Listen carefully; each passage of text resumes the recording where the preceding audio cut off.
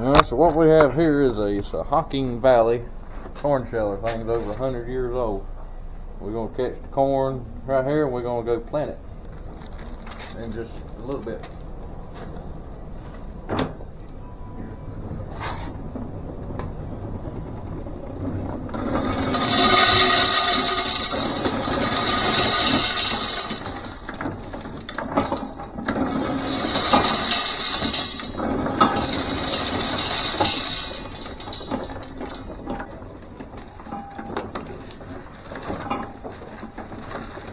Oh, that's pretty corn right here.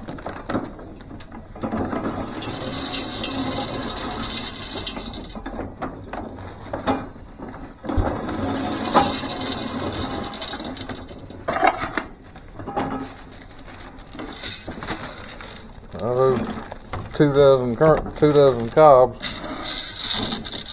That's what we're going to be planting. It's just a heirloom, open pollinated. You can make grits, meal, or for decorative. Since it's open pollinated, this will cross. Well, either way, I mean, even if it wasn't, it would cross. So we'll have all different color ears of the corn.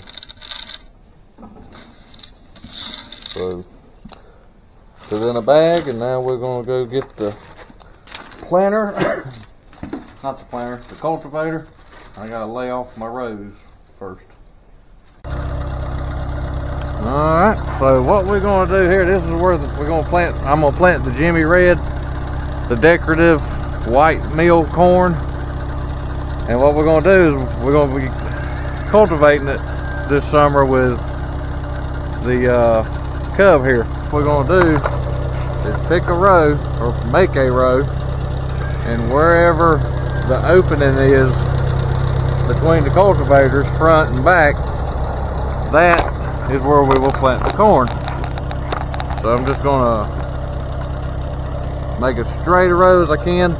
That way it'll be easy to cultivate, because we do have somewhat of a marking system, but it's not exact. This would be a little more precise than the other way. So,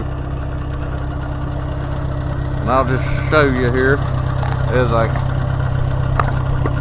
start going. You'll see, hopefully you'll see. And I'm gonna save the drone footage for when I'm planting, so batteries don't go get so weak. I'm just gonna go to straight row, probably do 4, I don't know, we got a little bag, probably do 4 or 5 rows of that, and that may be it, because it's a longer day corn, and I still got to find a place to put my popcorn too, so it'll probably be further down the field here. So let me get started, and then I'll show you when I get back.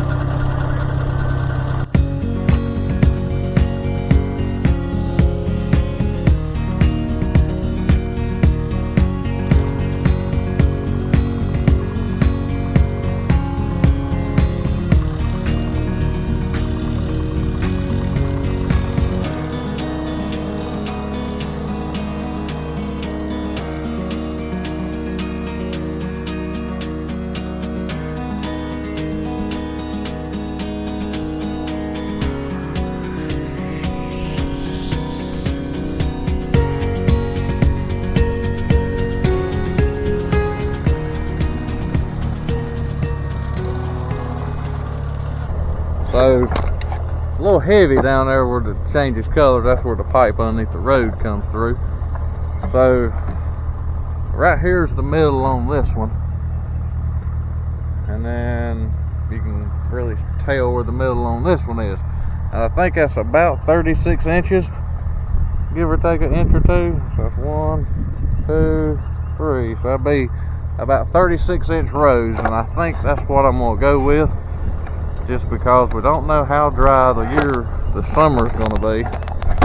And when you don't know, you know, you have to plan accordingly. Usually we do 30-inch rows for the sweet corn and the field corn, because it is more vigorous. It's a hybrid. These are open pollinated heirloom seeds. Sometimes don't have the vigor to them like a hybrid does. So well, I think I'll be happy with 36-inch rows.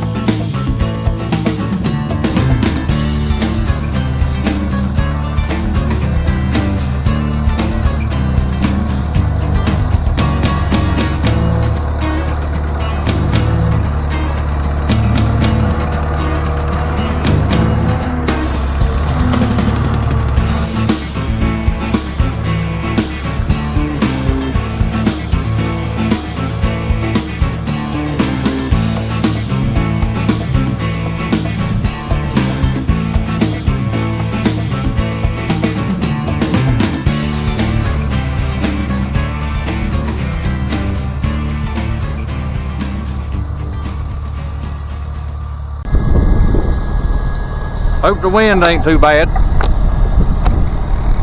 So we got everything cultivated and all that. So fertilizer goes in here, seed goes in here. We already changed the seed plate the other day when we picked everything. And what we use fertilize with, 10 really ain't much in it. So we use 17 initially, and then we'll go back through and put nitrogen on it, either pellet or liquid. Depends on the circumstance, the rain, the weather, all that. Me and my fiance, last year, if it was right before a projected rain forecast, there was one Sunday morning before we went to church, we was out there throwing nitrogen in my hand. Just get it out there before the rain. This old bag first.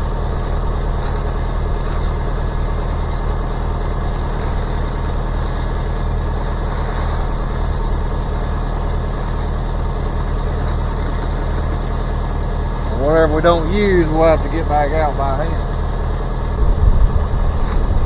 Or what I've done is just open up the fertilizer hopper a little more. We'll throw it to it on the last few rows or whatever. I'm going to say that's good right there. If it's not, I'll come back and get some more. We'll see. And the corn. This is what we just shelled a little while ago. We're just going to dump it all in there together because it's decorative. We want it to be all sorts of colors.